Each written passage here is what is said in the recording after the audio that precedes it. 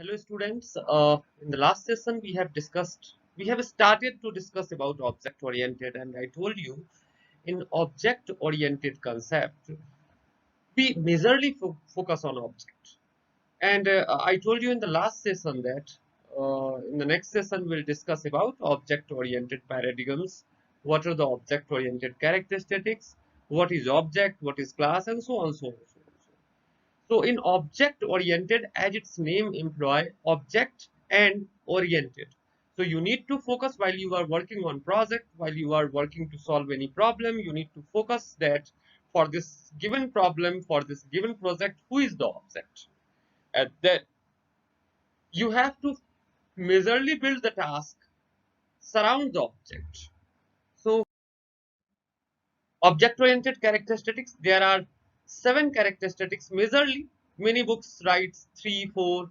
So they what they does, they combine 2 or 3 properties in a single one.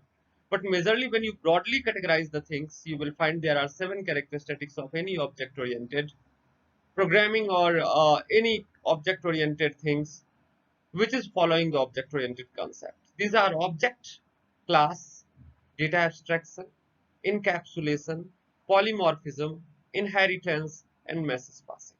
So the question arises, what is object?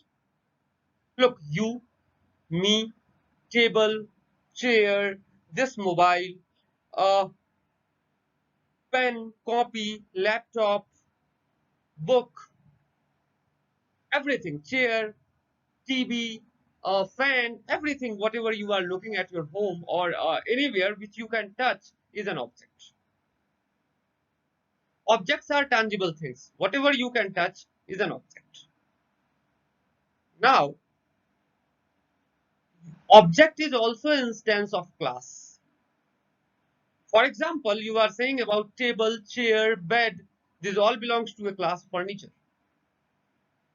If you are saying about laptop, TV, music system, this all belongs to a class electronic items. If you are saying about book, copy, pen, this all belongs to a study material class. So object is an instance of class. Object is nothing but a self-contained component which consists of 2 things, methods and properties. Let me take an example. This mobile is an object. What it has? It has some color, that is black, some screen size, some company name, some camera megapixels defined. These all are called properties of object. These all are called properties of object. Now, when you dial any number and click on calling button, what happened? Call gets connected, or you get a busy tone, or you get your call is waiting. So who is doing this? Definitely there is a function defined somewhere. When you are pressing that call button, that function is being called. When you are pressing message send button, message got delivered to a recipient. How? Definitely a function written behind it, which is called when you are pressing a call message send button. When you are pressing a Bluetooth, nearby devices get connected. How? Definitely a function written behind it, which is called when you are clicking on Bluetooth. Now tell me where this function is. Now this mobile has certain properties. You said it's a black color, its mega camera megapixel is 8 megapixel, and it has certain screen size, it has certain company name. Where it is written? These are called properties where it is written. This is written inside a class. So I'll discuss about class too much, but anyways, object has 2 things, properties and functionalities. Any object, whatever the object you think, that has some properties and functionality. When you send a message to an object, you are asking the object to invoke or execute one of its method as defined in the class. Like I said that when you click on message send button, message get delivered. So you are invoking, you are calling that method. For a programming point of view, an object can include a data structure, a variable, or a function. So that properties is what? Is a variable. Functionality is what? Is a function. And every object has certain memory in the RAM, in the computer. Now, what is class? So I told every object has certain properties and functionalities where it is written. I just want to store information about you. Like I want to take your name, age, roll number, section. Now tell me, every student has different name. Every student has different roll number. But everyone has name and roll number. Now I'll define this two property inside class, name and roll number.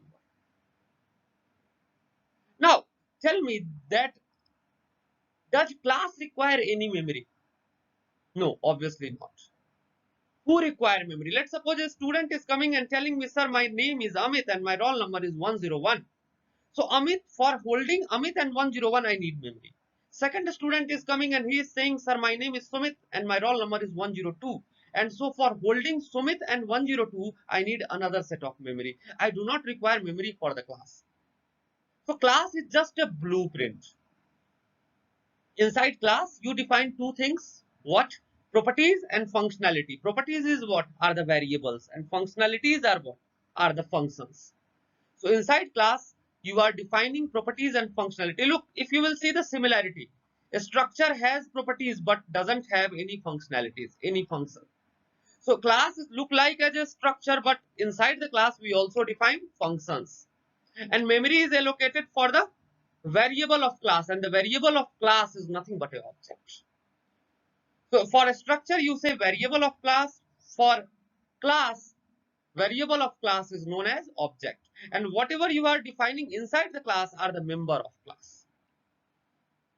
So class are the blueprint or a set of instructions to build a specific type of object. It is a basic concept of object-oriented programming which revolve around the real-life entities. Class determines how an object will behave and what the object will contain. So class is a blueprint that defines the variables, that is the property, and the method, that is a function, common to all objects. So I said that every student has name and roll number. Every student has age, but their values is different. So properties are common, functionalities are common, but their behavior is different. Next feature is data abstraction and data encapsulation. Look, the meaning of abstraction is hiding. Now the question arises, why you are hiding? Why you want to hide the data? The major purpose of data abstraction is to enhance the security and reduce the complexity of the program. For example, you are going to withdraw the money from the ATM. You insert your card, you enter your PIN, you select the option what you want to do, like cash withdrawal, you enter your PIN code, and the money got withdrawn. How the money got withdrawn? Definitely, various functions got called, various things involved behind this ATM screen. Are you looking at? Is it mandatory to see? And you don't think so that if you will see that the complexity of program got increased. The second thing, you are compromising somehow with the security if you are looking all the things what is happening in background. Very simple example, another example. Your switchboard at your home. Generally, electrification has been done nowadays underground. So when you press a switch, fan is running now. When you are switching off, let's suppose fan is getting off.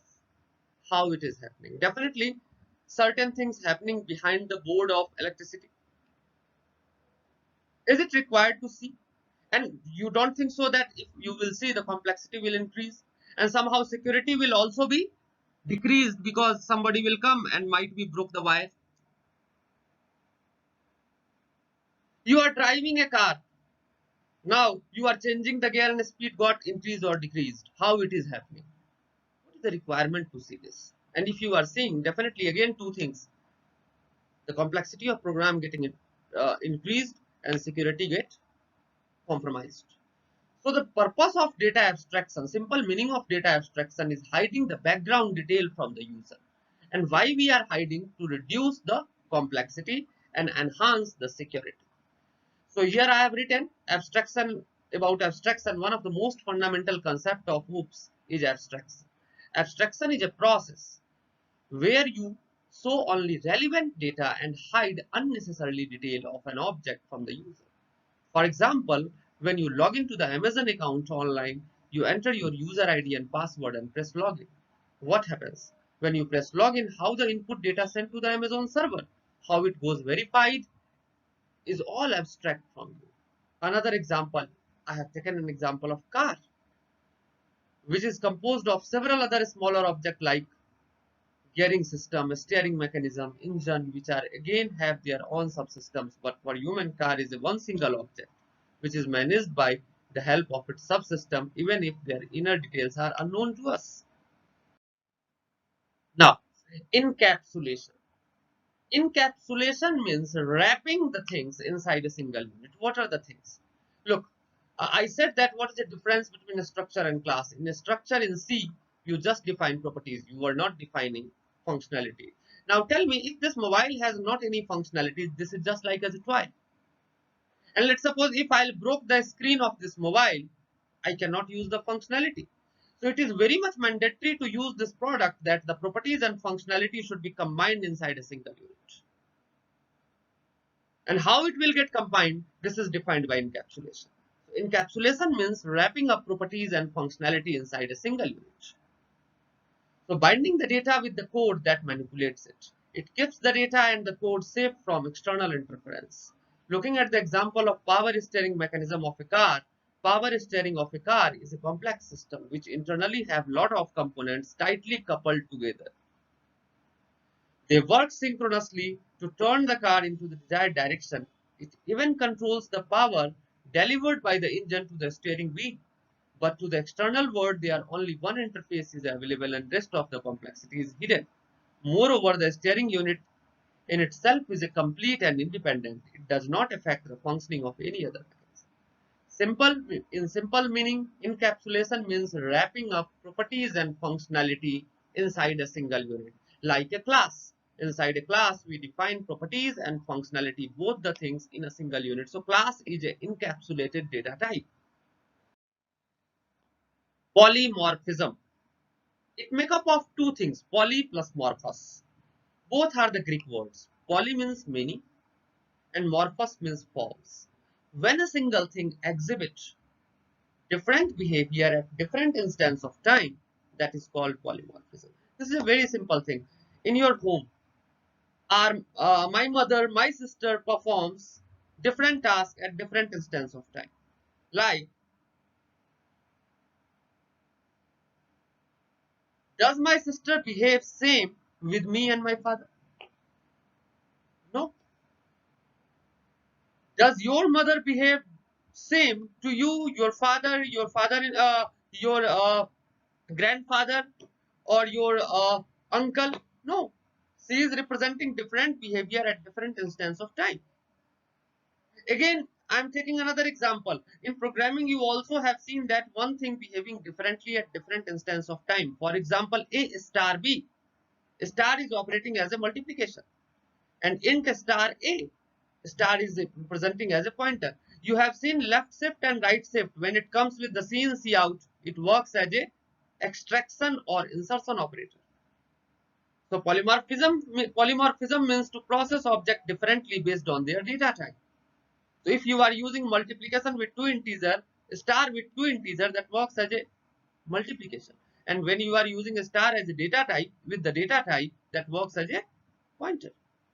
In other words, it means one method with multiple implementation for a certain class of action. And which implementation to be used is decided at runtime depending upon the situation. Next feature is inheritance. Inheritance is nothing but a reusability. So let's suppose in our real life, our father is going to build a home.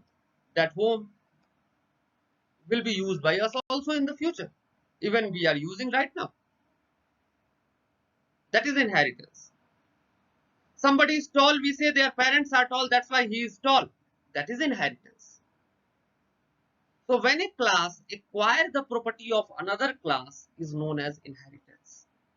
When a class acquires the properties of some another class is called inheritance. So inheritance is the mechanism by which an object acquires some or all properties of another object. It supports the concept of hierarchical classification. For example, let's suppose manager, accounts manager is inheriting manager class. Gypsy manager is inheriting manager class. Software manager is inheriting manager class. So you do not need to write certain set of properties again and again. In the slide, I have taken again the example of car. So car is a four-wheeler vehicle. So assume that we have a class four-wheeler and a subclass of its named car. Here car acquires the properties of a class four-wheeler. Other classification could be a jeep, tempo, van, bus, truck, not truck. Four-wheeler defines a class of vehicles that have four wheels, and a specific range of engine power, load carrying capacity, etc. Car, termed as subclass, acquired these all properties from four-wheelers and has some specific properties which are different from other classification of four-wheelers, such as luxury, comfort, safe, size, uses, etc. A car can have further classifications such as open car, small car, big car, which will acquire the properties from both four-wheeler and car, but it has its own certain specific properties. This way, the level of hierarchy can be extended up to any level. Now, a message passing. Look, if we will not communicate with each other, does our work will happen? To perform any task, communication is very much required. Even communication doesn't mean that we are talking with each other. If I am going to say to the switch, please open the light, switch will open? No. For opening the light, I have to on the switch. So definitely there is a communication between that light and switch. You are pressing the remote to on the TV. There is a communication between remote and TV. So how the two objects will communicate with each other to perform a specific task is considered as a message passing. And these all are the most important properties of an object-oriented programming language. Now we have to discuss about class. So again, let's discuss about class. Class is a very important concern. So we have seen in the beginning of the session, in the session 1 event, that C with classes. C++ was earlier known as C with classes. So what is class? So I have said that in earlier of this session that class is a blueprint, and inside the class we define just two things. Class has two things, properties and functionality. Inside the class we define two things. It is not mandatory that you are defining both the things, but yes, we can define properties and functionality inside a class. So whatever the variable you will define inside the class is a properties, and whatever the functions you will define inside a class will be functionalities. So what will be the syntax of class? So there is a keyword used class. So keyword always comes in a small case. Then class name, any valid variable name you can take, like car, like student, like employee, and then curly braces open, curly braces close, and then semicolon. This is just rest, everything is remain like a structure. That is a process to define a class. And what you will define inside the class, you will define two things, properties and functionality. Now, by default, the member of class are always private. Now, and there is a difference between class and structure, that the by default member of a structure, there is only one difference between class and structure in C++, major difference. That by default the member of a structure is public, whereas by default the member of class are always private. Now what is this public and private? Look, public means that you can access anywhere by using the object of the class, and private means that you cannot access outside from the class. Very simple to understand. Let me explain you again. Let's suppose anything what you have think. and you have not discussed to anyone. Does anyone know about that? Does any mechanism to know that? No. But whatever you have discussed in your family knows about it. So whatever you have discussed is a public thing. Whatever you have not discussed with anyone, that is a private thing. So by default, the member of class are always private. That means you cannot access any properties and functionality outside from the class. Even the object of the class cannot access it. Even your family member doesn't know what you are thinking right now if you have not said to them. So whatever the properties and functionality you are defining inside the class are by default private. That means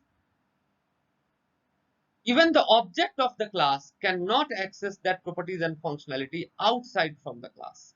In any case, you cannot access. Now, C++, you are going to create a main function. And main function will be outside from the class because main is an entry and exit point. And you cannot access anything from the class. Then what is the benefit of making this class? This is not like a structure.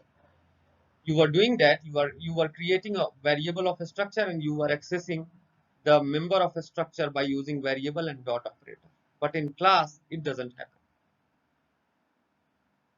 In class, everything is private, and that thing you cannot access outside from the class. And but obviously, you are going to create main outside from the class, and main will be the execution point. So I think this class is useless.